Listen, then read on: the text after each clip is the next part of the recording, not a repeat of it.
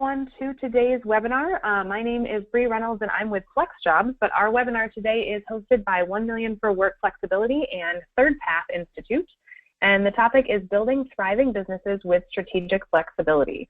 We'll be going for about 60 minutes today, and there will be a great presentation going on. We have a wonderful panel today, and there also is a way to ask questions if you do have questions throughout, or to make comments, that sort of thing. If you look on your GoToWebinar control panel, you'll be able to type in some questions or comments into the comments or questions area, and we'll be monitoring that throughout the session. So if there's anything that we can answer throughout, we'll try to do that. And then if we do have time to get to some questions at the end, we'll be able to do that as well. The other housekeeping thing that I wanted to mention is that we are recording this webinar, so it will be available for viewing after the presentation has ended. But without further ado, I'd like to hand it over to Jessica DeGroot at ThirdPath Institute. Jessica, take it away. Thank you so much, Bree. I'm really very excited for today's Thursday with ThirdPath webinar, and it's always wonderful to do this with 1 Million for Work Flexibility. It's really an exciting webinar today because we have 3 incredible experts who have really gotten their hands dirty thinking about how do we make flexibility work really well for organizations and for people. And you'll hear very quickly about why it's going to work well and some of the amazing benefits. But what you'll also hear as you stick around for the webinar is that it's complicated, and there are some things that we need to really be proactive and think smart about to make this work well as a strategic answer for businesses and successful for people. So Sara Sutton Fell is going to be joining us today, and she runs CEO and founder of Flexjobs. We just feel so lucky to have her talking about her expertise today. Delta Emerson, the president of Global Shared Services at Ryan, will also be speaking today, and you'll see that Ryan has done some pretty amazing things around flexibility themselves. And Ken Stern, who I've known for a long time, he's senior partner at Stern & Curry, and Ken's going to join us for the first part of the call, and you'll see that Ken has really created an organization from top to bottom that's thinking about flexibility for everyone in the whole organization. I've really been impressed knowing what Ken's done all these years, so I'm very excited to share his story today. If you show the next slide, you'll see a little bit about what ThirdPath Institute is. So we've been around for 15 years, and we're helping people think about how to really follow that third path, how to have time for work, but also how to have time and energy for other things in our lives, our families, our aging loved ones, our communities. So we're really trying to help people follow that third path. And you can join us every second Thursday of the month for these types of webinars. And we're glad you're here today. And I'll let Emma introduce her next slide. Thanks, Jessica. It's great to be here today. And yeah, I'm the director of 1 Million for Work Flexibility, which is an awareness campaign around the benefits of WorkFlex for both employers and employees. We launched 3 years ago, and our goals are really twofold. We're uniting the many great organizations already advocating for change in this space, along with employers who are proud to be flexible. Our coalition started with the founder of our movement, who's the organization is Flexjobs, led by Sara, who's here with us today, and we now have more than 100 fantastic groups on board, including ThirdPath. So great to be on this call with ThirdPath today. And then we're also creating a community for workers at all levels nationwide to voice their support for Flex, and we're using this community to help educate, mobilize, and offer resources for workers who are looking for more Flex, and to help normalize Flex so that it's not seen as an accommodation for just a few workers, but really recognized as a practice that makes strong business sense. So if you haven't done so already, we encourage you to please sign up to join the movement at workflexibility.org and connect with us on social media. So if we could go to the next slide, please. So we are pretty confident that if you're joining us today, then you probably have a pretty good sense of the benefits of Flex when it's done right. So study after study shows that Flex boosts productivity, makes employees more loyal and committed, helps target top talent, can widen the talent pool, allows for business continuity in disasters and also in the day-to-day trials of everyday life, so people can work around things that might otherwise mean taking time off. And then, of course, the autonomy and trust that comes from giving employees control over how and when they work increases engagement. There are also further benefits when you build in checks and balances around workflow and avoid overwork, so that work really is more proactive than reactive. And for more on that, we hope you'll join ThirdPath's next event in January, which is really going to focus on managing capacity and banishing overwork. So lots of benefits, but these don't just come at the snap of your fingers. So for Flex to really work, it has to be done right. And the truth is that by doing Flex well, you're really just doing work well, which is really central to this idea that strategic flexibility builds thriving businesses, our headline today. So with that in mind, let's talk about those strategies for doing Flex well. Thank you. And what you'll see is we are going to be outlining a few different strategies over a course of a few different slides. And so I'll be taking these first three and sharing some thoughts about them and then getting our experts to talk about them. And then Emma will be sharing a couple more topics and getting the experts to speak about them as well. So, these ones are pretty important. In fact, why they're number 1, 2, and 3. And that it's really something that some people don't understand is that Flex can't be done the same way for all jobs. Different jobs require different solutions. And we're going to talk a little bit about that and give some concrete examples of that. We also at ThirdPath like to call it a triple win. Look for a triple win solution, meaning you're looking for a flexibility solution that's good for the employee, but it's also good for getting the work done, obviously. And here's the third one that we forget about sometimes. It also has to work well for colleagues and clients. So we like to say, look for that triple win Flex solution. And it needs to be a two-way street. So sometimes the employee is going to give a little extra flex for the employer, and vice versa. And I really see this at ThirdPath Institute. We're a virtual organization, and we do flexible jobs really well. I'm quite proud of us, and I really do see that it's a two-way street. I'll frequently say to one of my employees, hey, thanks for being so flexible, because they've had to help me out with something. I want to illustrate this with the next slide, and then I'm going to get Ken Stern to talk a little bit about that. After we've heard from Ken Stern, we'll get Delta and then Sara to share their thoughts as well. So I'm trying to give just 2 examples here. When I go out and talk about this to people, these are 2 of 3 important examples I share. One of them happens to be the example of Ken Stern's law firm. So you get to hear from Ken today. The other one is this amazing leader we work with, Chris Madu from Marriott International. And if you actually go to our website today, you can read more about Chris Madu and how he set up a very flexible sales team. But these 2 examples really illustrate how Flex needs to be done differently. For Chris's sales team, everybody can work virtually. And so that's what he has, is a 16-person virtual sales team. In fact, it's been the top performing sales team at Marriott for 3 years in a row, probably because Chris Madu is so good at helping people work in a virtual work team. Ken's law firm is different than that. He has some people who work at the law firm who can work remotely, but some who need to be physically present to get their work done. Some who need to manage the ups and downs of workflow, and they can't just say, I'm going to keep it to a 9 to 5.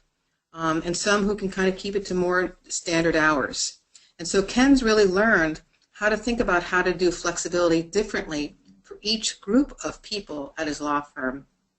Did I do a service, Ken, in describing that accurately, and what would you add, in particular, if you want to go into how it looks different for each of these groups? Thanks for being here, Ken.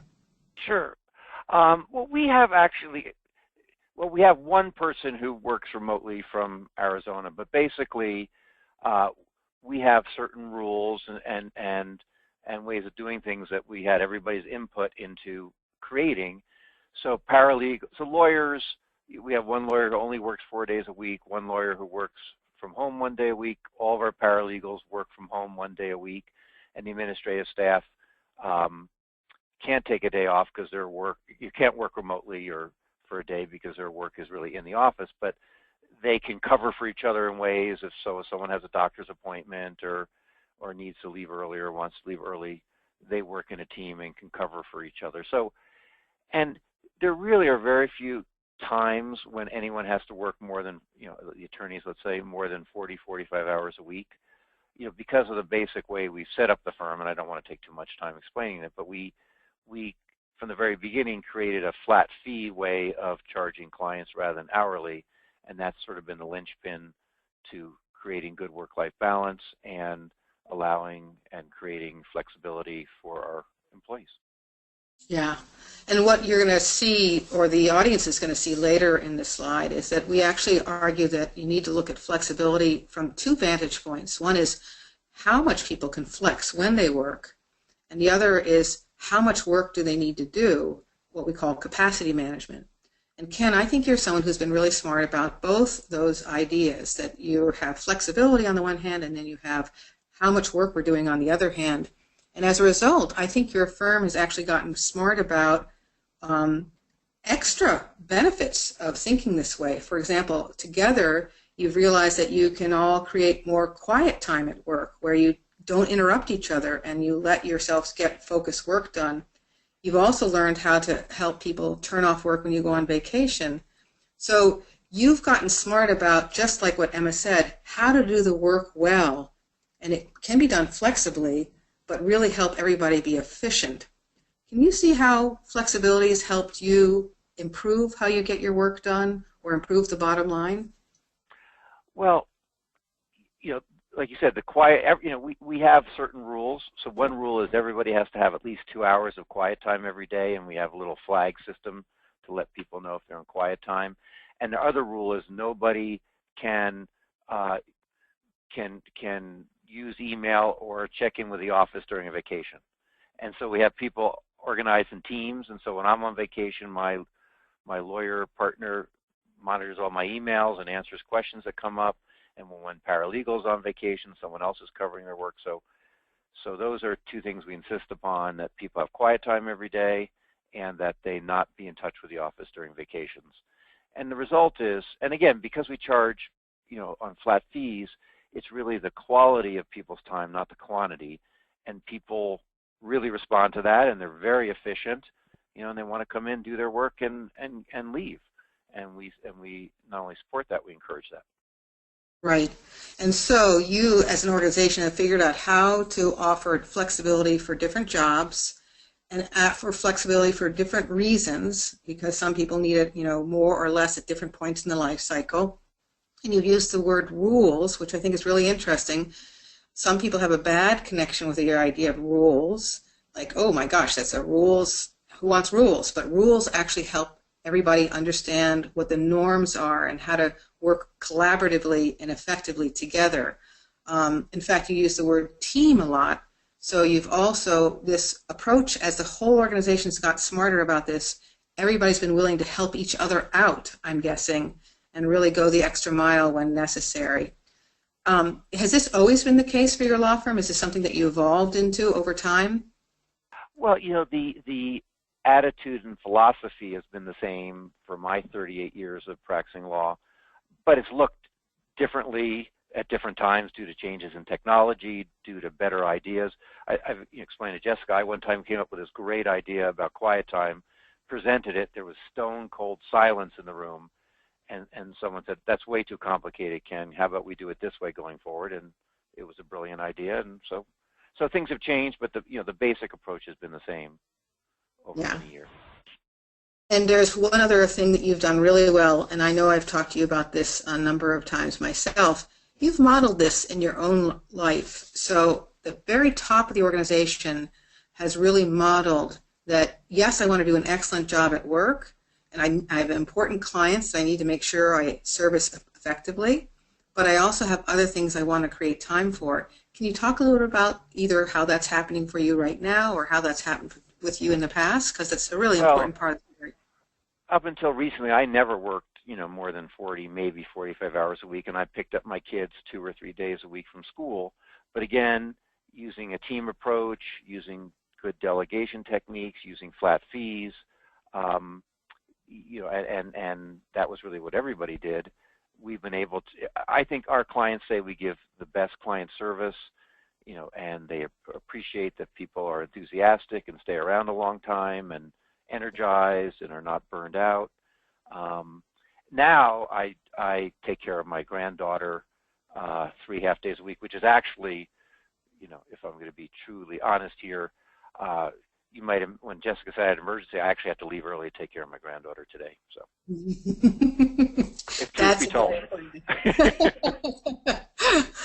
But what I heard you say there is, this whole culture has created good client service. People are energized, happy to do a great job, go the extra mile. And just as importantly, yes, work is important, but look what we've created also is an organization that lets us have time with our grandkids, our families, our aging loved ones, our communities.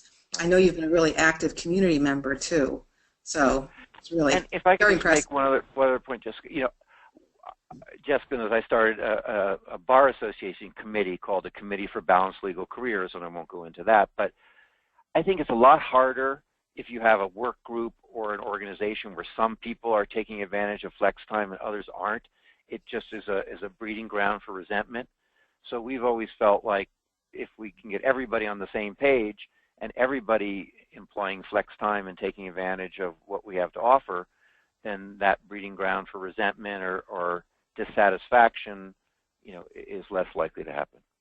Yes, that's wonderful. Actually, you'll see when we get to points 4, 5, and 6, we talk very specifically about some of these ideas about how to make sure that everybody feels like it's available to them and how that creates this spirit of camaraderie and team support as opposed to resentment, etc. Well, this is wonderful. If there was one other suggestion you had about why this has been good for your business, or a suggestion you have about how to get people to start thinking about flexibility, I want to hear that, and then I'm going to turn to Delta and then Sarah. Well, and I'm going to go a little bit in a tiny different direction, but a lot of times people think, the clients or other constituents are not going to accept this, but we found if handled in the right way, that people still feel very well taken care of.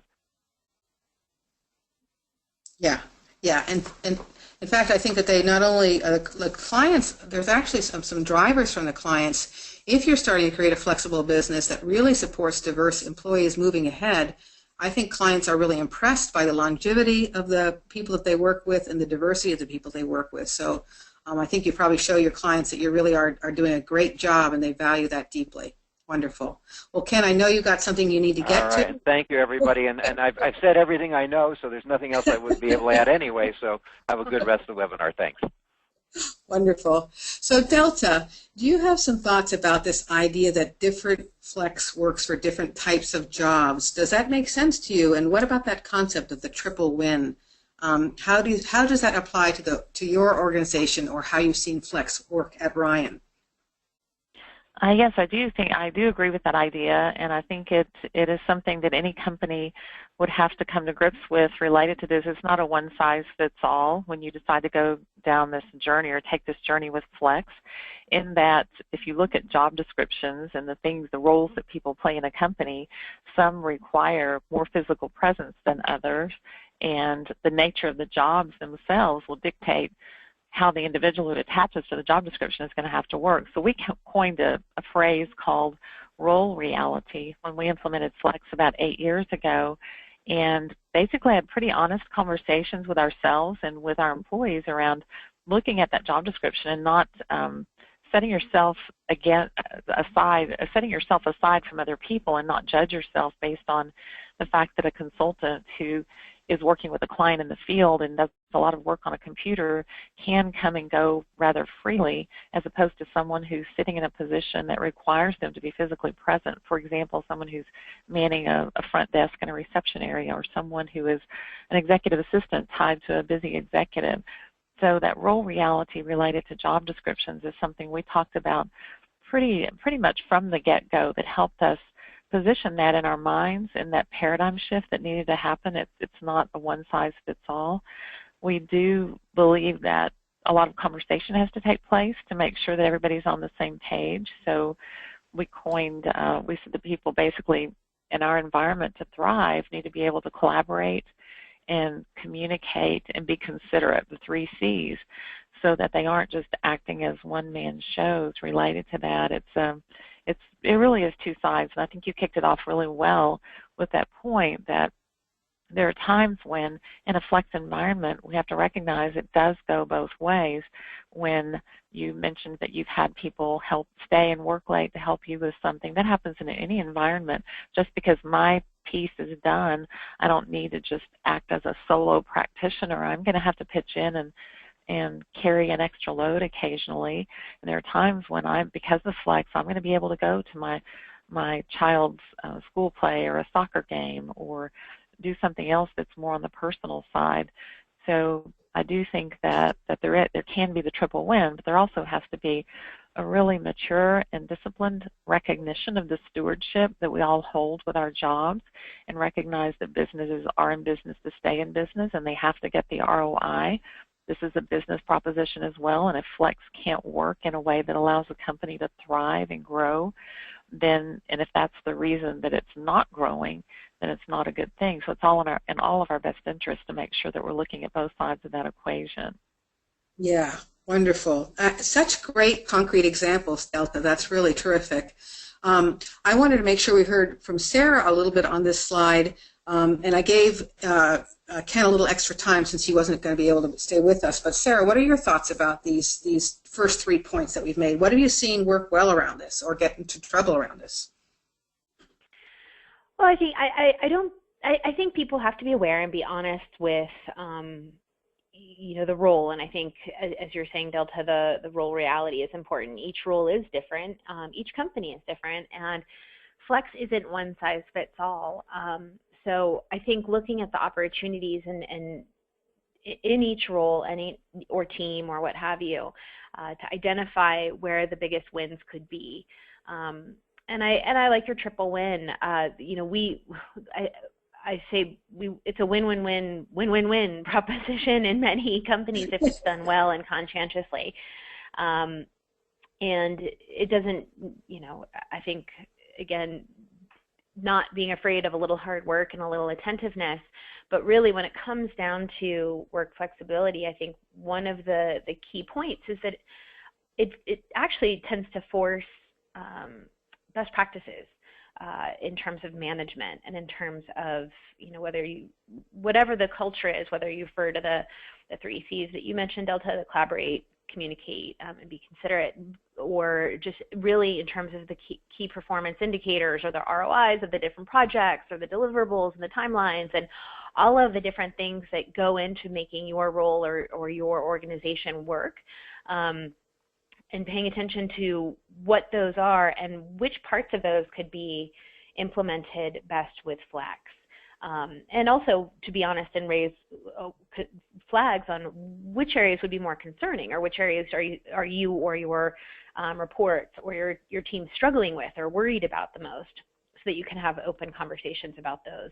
And also devise, kind of in terms of implementation, devise ways to check in on it, whether it's every month or every couple of months, or every week in some cases. So I think that implementation should not be casual. We kind of joke about casual flex, but it's, as Ken said, it really, if your company is interested, or you are interested in kind of experimenting with work flexibility with you and your team, you do want to go about it with preparation, talking to all the different stakeholders. What are their concerns? Who wants what? I mean, it doesn't mean that you have to please everyone, but you do want to find some kind of clarity and transparency on the common denominators of what people are looking for and why it would benefit. For example, telecommuting tends to be, work flexibility, telecommuting's, the holy grail. Well, not for everybody. Really, a flexible schedule might be what more of your team wants. And instead of trying both telecommuting and a flexible schedule at once, maybe just try one of those first and see how it works. Or if everybody wants both, maybe coming up with kind of some, I'm a big fan of dipping your toe in the water as opposed to diving in the deep end, come up with some ways to test those and see which are working and kind of address the challenges along the way. But having some clear parameters on that, I think, is helpful, as well as, again, some clear parameters on how to communicate if something's not going well, if you feel a team member is not holding up their end of the bargain. Yeah. For example. Yeah. I really hear, and I'm going to let this pass this baton on to Emma, but I really hear the importance of ongoing communication. It's not something you check, it's all done. You need to keep on learning about it and creating some space for people to talk about what they're worried about if something's happened or as they're trying to implement something new, to create good communication about what they're worried about too. So wonderful. Emma, I know we're going to actually get into some of these some of the things that have been mentioned in more detail. So why don't you take us to the next slide? Great, thanks. Yes, if we could go to slide 7, please. Thank you. Excellent. So moving on to some additional strategies and things to be thinking about. So it's number 4 here. It's key to ensure that access to Flex doesn't come from the reasons that people need it. So it can be certainly different, but what we want to step away from the reasons, the personal reasons that people need Flex, and focus more, as you've been talking about, on the finding the right Flex for a specific role. It's also important to make sure that employees take their own responsibility for making Flex work well too. So making sure as an employee you're effectively communicating with your boss and your team about the work that you're doing, speaking up about your workload, whether it's too much or too little. And then if we think about remote work specifically, that doesn't need to and shouldn't mean the end of FaceTime completely. It certainly has value for folks to meet face-to-face. It just doesn't have to be all the time necessarily in different roles. So it's important to make sure that telecommuters have the chance to meet their colleagues in person. So jumping into this, Sara, obviously we work closely together. I know that you have a 100% flexible organization, and that means certainly you have reason-neutral pathways to flex, because everyone flexes, although some people do flex a little differently than others. How do you make sure that your remote team is communicating effectively and kind of taking on that kind of responsibility? Well, as anyone on my team knows, kind of very early on in working with me or working within our organization, the term proactive communication is key. I think especially we are an entirely virtual organization. We do not have a headquarters, and in many cases colleagues who have worked together for years have not met before. So you don't have that kind of idea of looking across the hallway and seeing that somebody is like banging their head against the wall because they're really frustrated about something. You do have to really kind of pay attention to tones and pay attention to kind of, again, having the deliverables that you work on. And if something's not coming through the way you anticipated, asking people about it and being proactive in that. So proactive communication really means it comes down to kind of asking questions, not assuming, not not waiting for somebody to tell you, or to waiting until the equivalent of you happen to see them in the hallway and you can ask them. No, send them an email or reach out. In terms of communication methods, I would say we have different teams in the company, as most do. So our development team might use certain platforms for communication, whereas our marketing team uses others. So that can be a little messy sometimes, honestly. It's something that you have to kind of make sure you don't have too many different platforms in play, or it can get to be difficult to manage. But at the same time, finding out what mediums work best for different teams, and to some degree individuals. I might know that somebody responds better by instant message versus phone, or whatever it is. So paying attention to those details, especially with the people that you work closely with, can really help. So those are some of the ways. And then certainly our team we have regular meetings like any company. But I will say that from the very beginning of creating a virtual company, I've been very conscientious in approaching how we structure our company culture and how we structure our communication tools to take the best of what would be from an in-person or on-site company into a virtual world. So again, being conscientious about that is really important. Perfect. And Delta, what does this look like at Ryan? How do people go about requesting flexibility, and how do you get remote teams together? One thing at Ryan is a little bit different than some of the companies that I've benchmarked with is that everyone is given the opportunity for flexibility without going formally on the record. It's not like you sign up for a program of the month. It's just there for everybody when they need it. But the one thing that we've done that's really helped tremendously is to equip our managers for success. Now, I have to admit that we didn't do that when we first rolled this out in 2008. We pretty much we had everything designed. We knew what it was going to look like and how it worked, but when we introduced it to the management team, we said, basically, guys, you're going to have to get with this. We know that some of you are sitting there with your arms folded, probably virtually, but you are just waiting for this to fail, and it's going to be hard for you because you are used to FaceTime, but you're going to have to get with it or people will transfer off your teams. You may lose them. You may ultimately not find that it's a workable situation for you here. And that's all that we did. We checked the box and said, you have to embrace it. We did nothing to really prepare them and train them other than give them policies.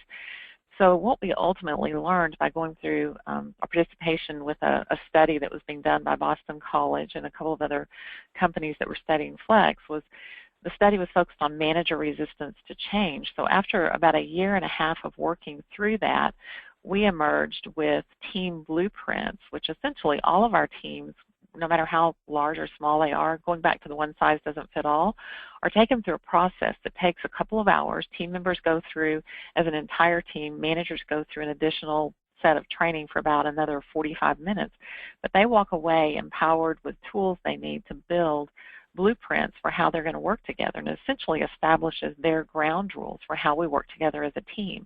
I can give you an example in Dallas, which is where our corporate headquarters is. We have one individual or one team that their group has decided, there are about 12 people on the team, they've decided, they're consultants primarily, that they want to be together at least 2 times a week for 3 hours. So they've established some core hours. They've flexed them a little bit, but they're typically on Tuesdays and Thursdays. They've agreed everybody will be in the office from at least 10 to 2 or 10 to 1. They vary that somewhat, but they also, in the blueprints, these teams identify how they are going to socialize together, how they're going to use their Outlook calendars. They have meeting protocols. There's a map that's given to them of the territory they need to cover. We take them through Myers-Briggs training that focuses on working together, understanding me and you, which allows them to learn about their individual personality styles, and then they have a team personality as well through that process.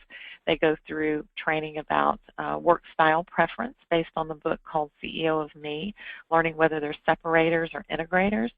And all those things combined have enabled our teams to come together and have real conversations instead of just kind of raising an eyebrow at each other when they see someone walk in at what they perceive to be an odd time or leave too early. They've had honest conversations. They know each other personally. They know how they're going to work together, and they are focused on results. And that's been the big thing for us, is making sure we have defined results for teams and individuals mapped out, and then working backwards from that. How are we going to get there?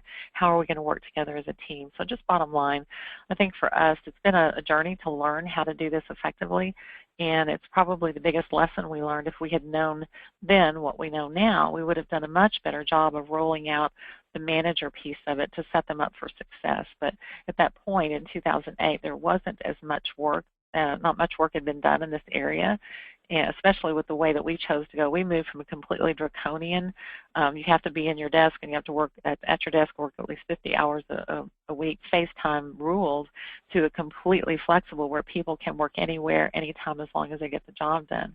So for us, it has been a tremendous help to have that piece in place for the last few years. Well, what fantastic insight to hear about how critical that training component has been, and it makes sense. I mean, I think it's very different with that shift. You know, it's very hard to change, and so the more systems you have in place to help folks with that change, the better. And it's different from starting from Flex, from the ground up. Although there are going to be challenges in either case, but great to hear how you guys have made that work. Let's go to the next slide, and we've covered some of these already in this discussion, which is great, but just to reemphasize, so for some folks, creating those core business hours really helps coordinate diverse schedules, creating transparency around normal work hours, so no one's wondering why one person's leaving early most days and why somebody else maybe never responds to emails on another day, and then it's really key to find the right way for your team to collaborate. So I think you both have been talking about all of these already, but just any last thoughts on this? Sarah, are there core business hours that you guys focus on, or is that something that you feel like works for some, isn't necessary all the time? I think that core business hours are useful in many scenarios. I think that there are some teams that are more independent. For example, we have a research team that it's not quite as important that everyone's on at the same time because their tasks tend to be a little more independent. Or writing teams, for example. But certainly in other teams, it's very important because we are pinging each other back and forth, and we try not to overschedule meetings, but we do have meetings. And I think the transparency part is very important. And I think, as Delta was saying, coming up with some consensus on what works best for core business hours, and within those having flexibility. We pretty much almost any given day, there's somebody, and our team's relatively large now, but there's somebody who's flexing their schedule, either taking a long lunch or has a doctor's appointment, or today I have to go and do my global entry interview at the airport. Who knows what it is, but those kinds of natural flex in the work hours, I think are good. And for me, and I think what a lot of people on our team do, is we kind of budget our work hours a little bit longer. So for me, in terms of childcare, I have childcare arranged usually for probably about 9 hours a day on average. And I do that knowing that there are certainly times where I instead have to go to an event at school with my kids for an hour during a week, or here and there. So I kind of have a buffer for kind of the pink in the wash changes that happen every week in life, so that I have no guilt whatsoever when I need to go and run out for a half hour, an hour. It's a beautiful day and I want to go for a jog, or whatever it is, versus, and then the other weeks where maybe I'll have to have a little bit more on my plate and work more than others. I think that we try to keep to a core general understanding of what that means, and I think that most teams work that way. I will say we have one team, particularly our client services team, that does not have that kind of flexibility, and it's a little different because it's so client facing, and we have to have some real parameters around their hours and who can kind of be available for our clients based on the volume we know we anticipate. So that team has less of flex schedule, but they telecommute, and they certainly have schedule flexibility when urgent, but it's a little bit less fluid.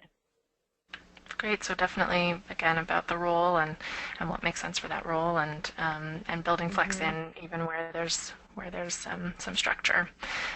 So looking at this is Jessica. Yeah. Now, I think what I'm really hearing us talk about is something that ThirdPath refers to as independent versus interconnected work. And so if you hear the stories we've been sharing, just like some jobs require physical presence, there's also some jobs that are very independent and some are very interconnected. So client-focused jobs are very interconnected, and you need to be available around the client. Or some work is very collaborative, and you need to be available around each other as employees. And so that's what we're really seeing here, is that businesses that get smarter about how to manage both independent and interconnected work are going to really thrive as well. What do you think about that, Emma? Yeah, absolutely. Put it perfectly. And I think maybe we move on to the next. I'll leave it to you to move on to the next slide from there. Great. Wonderful. Well, super. So we have a couple more guidelines that we've really seen. We'll go. And what's fun about these guidelines is, and I know everybody's going to nod their head who's listening in today, these aren't just for people who flex. So, for example, we've learned as a virtual organization, we've been much more transparent about what do we want people to get done in a week, in a month, in a year. And we learned the value of creating that transparent system around what are we trying to achieve. And it turns out, well, that's not just good for virtual organizations, that's good for all organizations. And also, on the same way, if there is a problem, it's not just that there's a flex problem, it's a problem where you're saying, hey, this is what we were expecting to get done and it didn't work out that way, and you need to address the problem with that employee, whether or not they're flexing. So what we learned is that there's some things that we're doing at ThirdPath that turn out to be good no matter where you do your work or whether or not you offer flex. And like Ken Stern talked about, in a world where we have things coming at us 24/7, we've also seen people are getting smarter and smarter about creating focused work time and being very intentional about that. And as we mentioned, we think flex works best when we're also careful about how much work people are taking on. That will be a big topic that we look at in January. Before we go to the next slide, maybe I'll get Delta. Have you learned about how to make it more transparent, what people need to get done, or have you learned about how to help people create focused work time, or tips around managing people and problems around work in general, but flexibility? What have you learned around that, Delta? I think the biggest thing that we learned, Jessica, is going back to the ROI piece. At the macro level, we understood going in that for this to work, it had to is a business imperative, we felt, from an employee engagement standpoint, but we had to continue to get the ROI as a business, meaning our clients are happy, more than happy, our revenue is good, employee engagement is good, and so on. And backwards from that, at the individual desk level or the computer level, the individual who is tied to a job description needs to get the results they're expected that tie into the company's objectives and the strategy. So full transparency so that everybody, no matter where they sit in the organization, knows what they are on board to do and how it connects to the big picture. We found it's been very helpful to do the visioning piece. And if someone is doing something that's very small and menial from some people's perspective, or that person might even consider it to be a worthless task, if they don't understand how it connects to the masterpiece that's being built for an organization, they're not likely to give everything to it that they can. So we've taken a lot of time to make sure that on that kind of soft philosophical level, people understand the masterpiece that they're a part of and what we're striving for as a whole team, but then that they can focus back on what they specifically are doing. And then we have the measures in place so that we can have intelligent conversations about whether they are achieving success in those roles, not just a gut feel type experience, but literally certain benchmarks that are tied to each position. We put a lot of time and effort. We're doing that right now, retooling benchmarks for different positions in the company to make sure that you know exactly what's expected of you. Some positions, for example, have a benchmark related to client service scores, which is very important to our company. Others who are revenue generating have benchmarks related to if they're in sales or if they're in engagement delivery, how they handle that and the results that they get there. Others on the support side are tied to objectives that they are working toward that are predefined every 6 months. So that really, I think that you have to do a lot of work around that piece. The mistake I've seen made in some organizations that have gone flex, when I've done some of the benchmarking I've done, is that they'll just decide, maybe at a weekend leadership retreat, we're going to try flex. And the next Monday they show up and say, hey guys, we're doing flex. And they don't put enough thought into it. And if you don't, as a company, have the ability to have those intelligent conversations about what does success mean when talking about results at an individual level, not just at a P&L level for a group or the firm, but as an individual needs to be able to relate to it. They need to have their skin in it. We need to be talking about it all the time, and we need to be fair and equitable. So that's probably the biggest piece of advice I would give to a group that's focused on flex and figuring out how to get that buy-in and get that energy around it at the individual level. Yeah, and again, what I hear over and over again is get clear about this very first one. What does success look like, and then what's your role in that success? And then really being able to monitor that either through some measures or whatever methods, so that we all can see that you're moving forward together towards that company success goal. Wonderful. Sarah, there might be something quick you want to add about this. I'm going to show one more slide before we get to talk a little bit about some of the challenges that we might face around success. Sarah, any thoughts?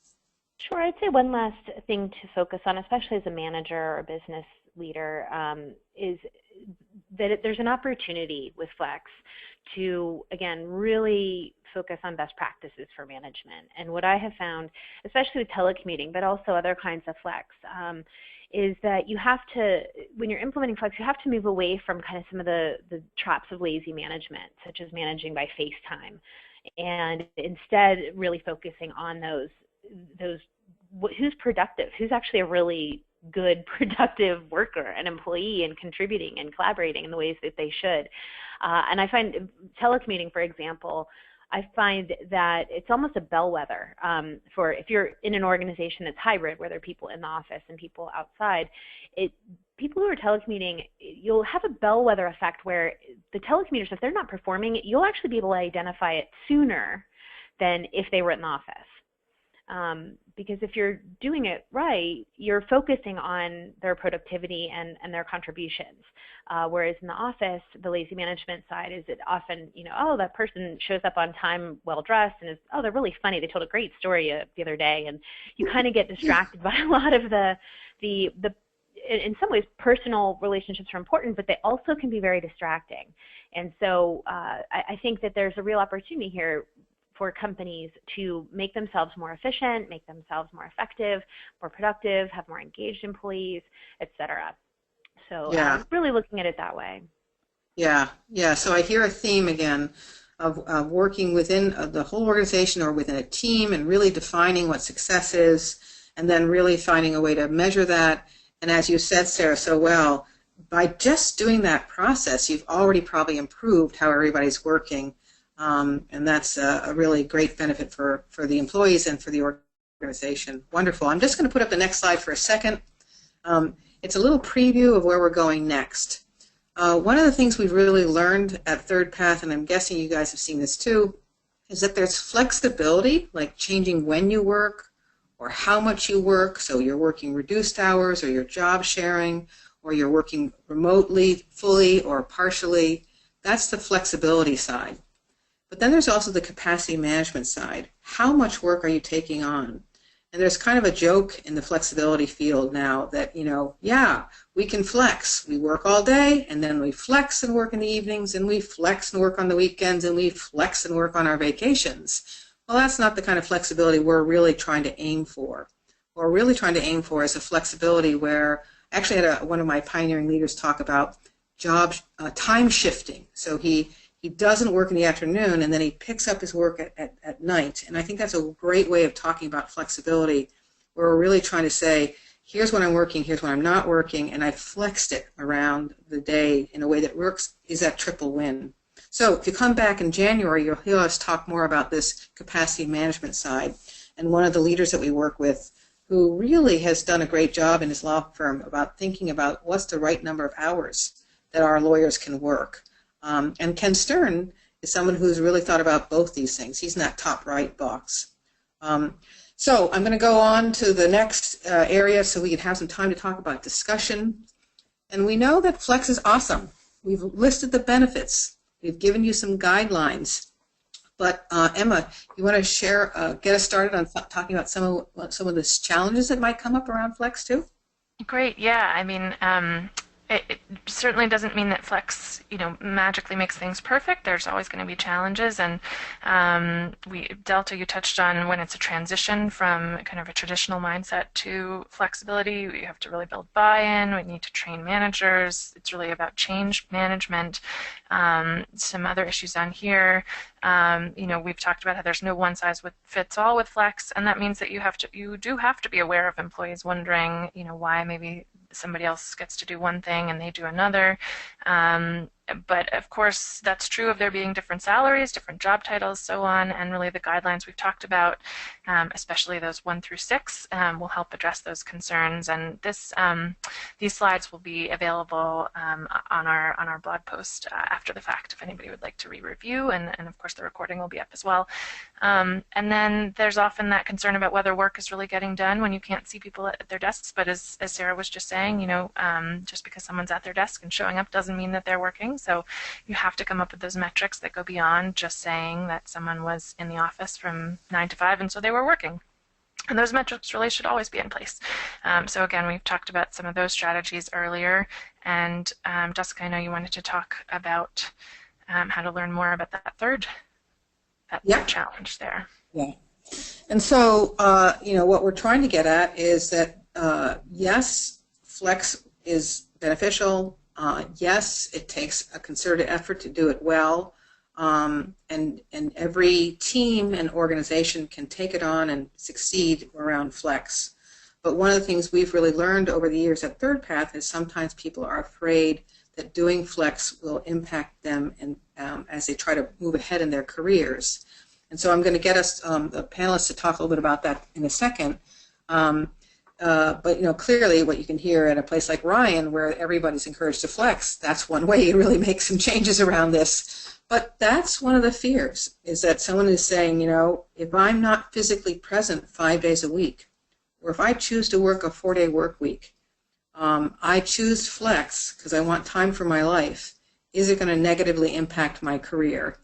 And, this is something we've been working on at ThirdPath for a long time, and really looking at leaders who were able to move ahead while also creating time for their lives outside of work, and seeing if there were any patterns in how they did this. And we did start seeing that there were really some common denominators of how they were able to succeed at work and create time for their lives. In fact, I'd argue these integrated leaders, so leaders who insisted on flexing across their career so they could have time for work and time for life, learned what I think are some 21st century skills. We talked about one of them already, this idea of quiet time. Delegation. You heard Ken talk about how in order for him to make sure he could actually get to the other thing he wanted to do, he had to get delegation happening in his life, or to create a team approach. Certainly our integrated leaders realized they couldn't do this all by themselves, so they had to really create a good team around them and support their team to flex. So we have seen some success stories around careers and flex, but I want to talk a little about how that can feel like a challenge. And if you want to learn more, we actually have a group where we run and teach people some of these 21st century skills called our OMG, Overwhelm Mitigation Groups. And so we actually are trying to support more people to follow this flexed approach to their career too.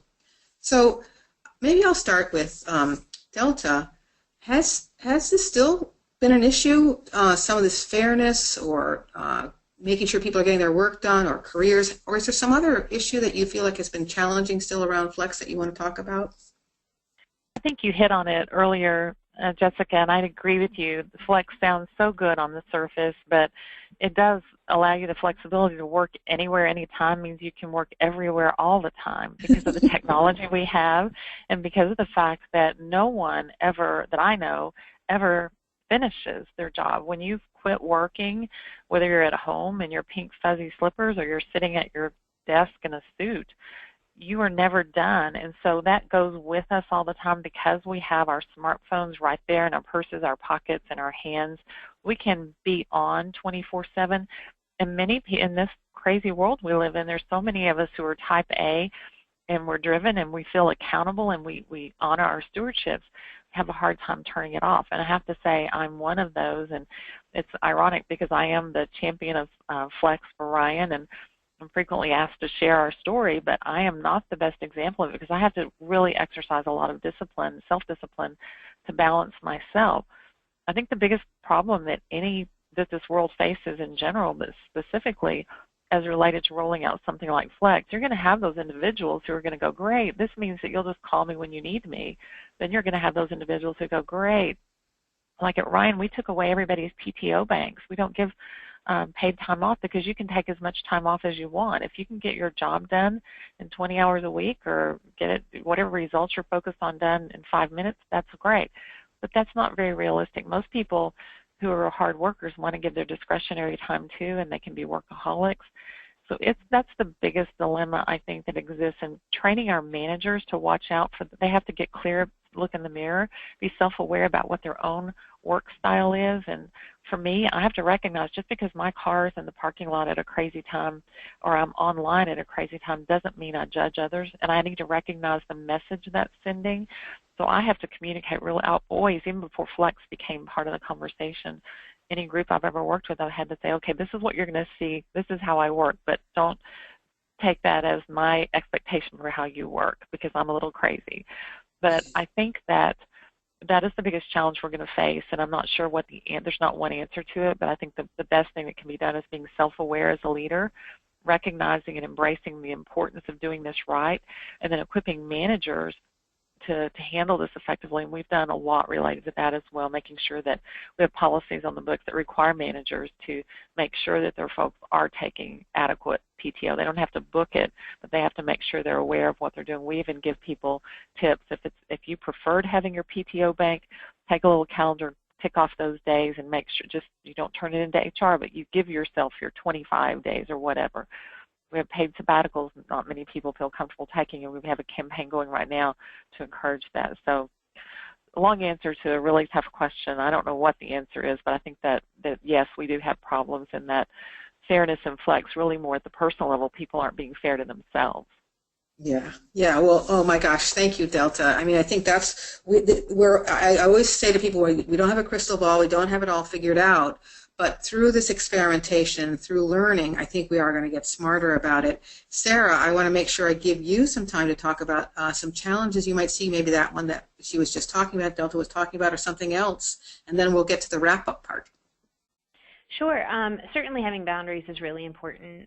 Modeling behavior is important for your team as well, because that can subtly get into their psyche. If you are the one pushing the limit all the time, it is challenging to balance that.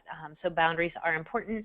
I would also say two major points. One, this is already happening. In most roles nowadays, especially remote work, is already happening, whether it's 5% of the time, 10% of the time, or more.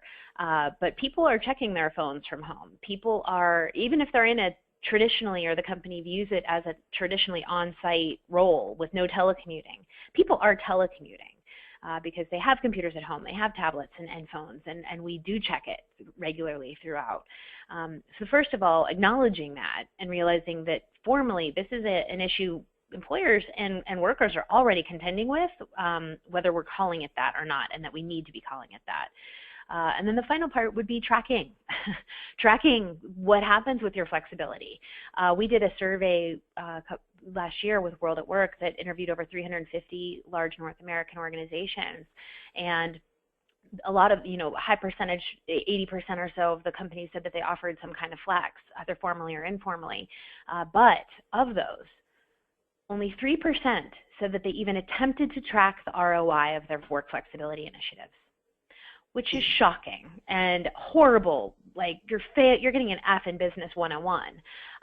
You track the ROI. If you're doing these efforts, pay attention to what you're getting from it and what are the results. So that goes into the formalization of some of this, but really it talks about the challenges with data. You can help to address challenges and also to highlight what's working. So I think it's really important for companies to put into place from the beginning some goals and some what would define a success, what would define failures, what's the ROI on this? Wonderful. That's such great advice. Thank you for making sure we included that in today. Well, this has been amazing. We have such smart people sharing some of the real concrete examples of how to make strategic success around flexibility. And I just want to put up a couple of last slides so that you can remember who was talking today. So if you put up the next slide, and then we'll close it up shortly, the one after that. So we've heard from 1 million for work flexibility, and we have some key takeaways from today's conversation. As we close up, I want to just give Emma a chance to share a little bit about what we have on her last slide about 1 million for work flexibility. Oh, thanks, Jessica. Just to note that we have lots of resources on our site, and here are a few that might be of special interest to the folks on this call. But please check us out. Yeah, great. And then the very last slide. One of the things that ThirdPath has been doing is we've really been creating a community for these leaders, because I do think leaders modeling flexibility is key to culture change. And so if you're a leader listening in today who's really figured out how to do flexibility well, and you want to meet other leaders who've done this well, we have an event that will be happening in May, and we'd love to include you in it. You can also join us next month for our Thursday webinar, where we look at this whole thing that Delta talked about. How do we set some limits, effective limits? And why is it good for the bottom line to learn how to set those boundaries, and maybe even use Sara's advice how can we measure those results and really prove that flexibility will be successful for all of us if we're very thoughtful in how we implement it and thoughtful in how we measure it and its success. Thank you for everybody. This has been another wonderful Thursday webinar. I really thank our guests for being here today. It's been just lovely. Thank you all so much. Thank you.